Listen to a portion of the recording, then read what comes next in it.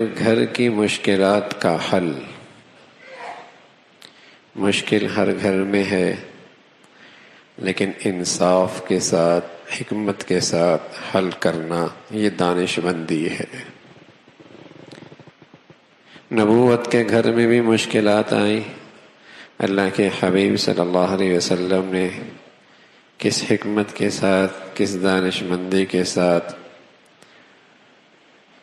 اور کیسے انصاف کے ساتھ ان معاملات کو حل فرمایا، یہ امت کے لیے نمونہ ہے۔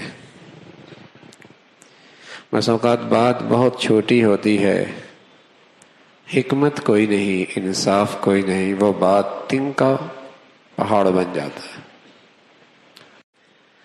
حضرات ازواج کے ہاں ظاہر ہے گھر کی زندگی کا حال پہلے بھی عرض کیا تھا کہ بس اوقات دو دو چاند دیکھے جاتے تھے، گھر میں آگ کوئی نہیں جلتی تھی۔ لیکن کچھ فتوحات آئی، فتوحات ہوئی، اور ان فتوحات کے بعد ازواج نے یہ سمجھا کہ کچھ خرچے میں اضافہ ہو جائے۔ یہ ہر گھر کا مسئلہ ہوتا ہے، معاشی مسئلہ، معاش۔ تو یہ معاش کا مسئلہ اللہ کے حبیب صلی اللہ علیہ وسلم کے گھر میں آیا۔ ان حضرات نے مل کر مشورہ کیا کہ آپ علیہ الصلوۃ والسلام سے کہیں کہ کچھ خرچہ بڑھا دیں۔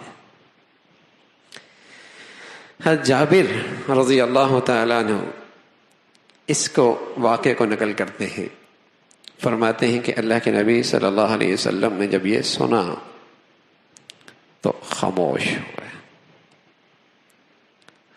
الجھے نہیں، بحث نہیں کی، جواب نہیں دیا، تکرار نہیں ہوئی، ڈانٹا نہیں، ہاتھ نہیں اٹھایا، گردن نہیں دبوچی، برا بھلا نہیں کہا، ذلیل رسوا نہیں کیا، خاموش ہو گئے۔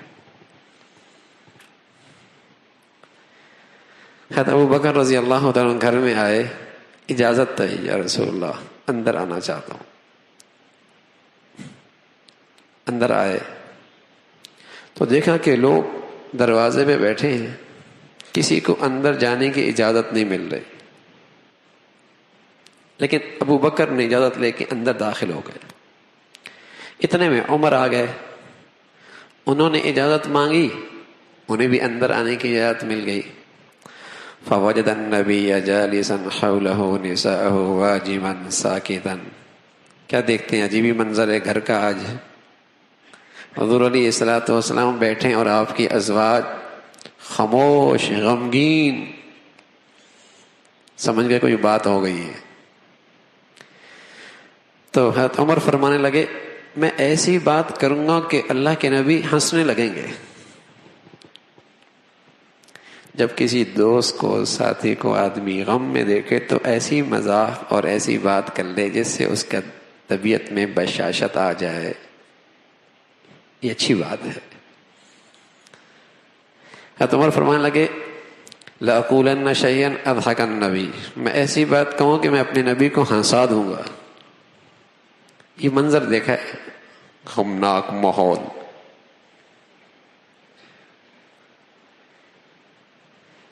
کہنے لگے، یا رسول اللہ، آپ کا کیا خیال ہے اگر بنت خارجہ، حبیبہ بنت خارجہ، یہ ابو بکر کی بیوی تھی، حضرت عمر کی بیوی تھی، بنت خارجہ، کہ یا رسول اللہ اگر وہ مجھ سے نفقہ مانگے تو میں اس کی گردن نہ دبوچ لوں؟ یوں کہہ دیا۔ فضحک رسول اللہ صلی اللہ علیہ وسلم، اللہ کے نبی یہ بات سن کے ہنسنے لگ گئے، کہنے لگے یہ جو بیٹھی ہے نا، یہ بھی تو یہی مطالبہ کر رہی ہے کہ خرچہ بڑھا دیں۔ ابو بکر اٹھے، اپنی بیٹی کی طرف، عائشہ کی طرف رضی اللہ تعالیٰ عنہ، پکڑنے لگے۔ عمر اٹھے، حفصہ کی طرف، تم اللہ کے نبی سے ایسی چیز مانگ رہی ہو، ایسا مطالبہ کر رہی ہے جو اللہ کے نبی کے پاس نہیں ہے۔ اللہ کے نبی صلی اللہ علیہ وسلم نے ان دونوں کو بٹھا دیا اور کہا، ان دونوں نے کہا، خواتین نے کہا، اللہ کی قسم آج کے بعد ہم آپ سے ایسا کوئی مطالبہ نہیں کریں گے. قرآن کی آیتیں آ گئی. یا ایھا النبی قل لازواجک ان کنتن تردن الحیاۃ الدنیا وزینتها فتعالین امتعکن واسرحکن سراحا جمیلا. اے نبی اپنی بیویوں سے کہہ دیجئے دنیا چاہیے تو کچھ تمہیں اچھی طرح دے کر تمہیں گھر سے رخصت کر دوں گا، ٹھیک ہے تم چلی جاؤ، دنیا مل جائے گی.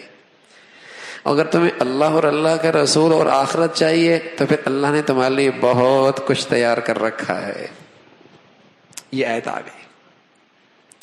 اللہ کے نبی صلی اللہ علیہ وسلم نے عائشہ سے کہا عائشہ تمہیں اختیار ہے، تم ایسی چیز کا مطالبہ کر رہی جو میرے پاس تو کوئی نہیں، اب تمہیں اختیار ہے، چلی جاؤ یا میرے ہاں رہو، اسی حال میں گزارا کرو، لیکن جلدی نہ کرو، اپنے ابا سے بھی مشورہ کر لو، اماں ابا سے بھی مشورہ کر لو، جلدی نہ کرو.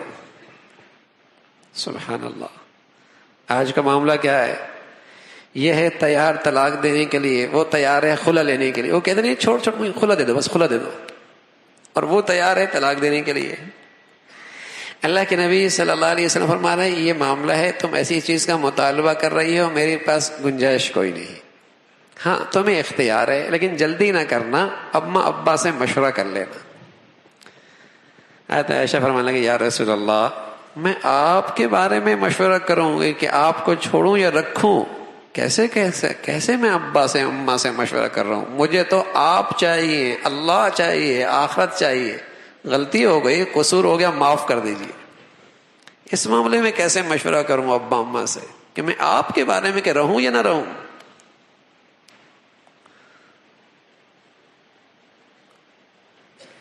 تو اللہ کے نبی صلی اللہ علیہ وسلم نے کیا انداز اختیار کیا؟ مطالبہ ہوا، الجھے نہیں، خاموشی اختیار کی، بحث مباحثے پہ نہیں پڑے، مار دھاڑ نہیں، ہاتھ نہیں اٹھایا، کیونکہ معاملات اس سے بڑھتے ہیں، معاملات اس سے بڑھتے ہیں. آخری صورت اللہ کے نبی صلی اللہ علیہ وسلم نے کیا اختیار کی؟